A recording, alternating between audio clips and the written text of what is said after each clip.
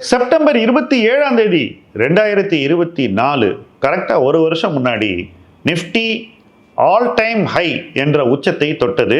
26,278 புள்ளிகள் என்ற உச்சத்தை தொட்டுவிட்டு நிஃப்டி ஓராண்டில் என்ன செய்தது? சென்ற வெள்ளிக்கிழமை 26 செப்டம்பர் 2025 அன்னைக்கு நிஃப்டி வீக்காக 24,655 புள்ளிகள் என்ற அளவில் ட்ரேடிங்கில் க்ளோஸ் ஆச்சு. ஸோ ஒரு ஆல் டைம் ஹையை டச் பண்ணிட்டு ஒரு வருஷத்தில் நிஃப்டி இறங்கி இருக்கிறது அப்படிங்கிறது தான் முக்கியமான பாயிண்ட்.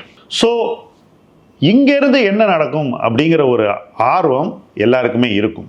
ஏன்னா இன்றைக்கி நிஃப்டியினுடைய பணம் உங்களுடைய இபிஎஃப்ஓலேருந்து வருது. உங்களில் பல பேர் இண்டெக்ஸிங்கை பண்ணிக்கிட்டு இருக்கீங்க. நிறைய பேர் நேரடியாக பங்குகளை வாங்குகிறீர்கள். இப்படி பல வகைகளில் நிஃப்டிக்குள்ளே பணம் போய்கிட்டே தான் இருக்குது. பட் இவ்வளவு பணம் போயும் நிஃப்டி லாஸ்ட் 1 இயரில் நெகட்டிவ் பர்ஃபார்மன்ஸை கொடுத்துருக்குன்றது தான் இதில் மைய கருத்து. பட் அதே மீறி ஒரு விஷயத்தை நீங்கள் இப்போ டெஃபினட்டாக தெளிவாக புரிஞ்சுக்கணும்.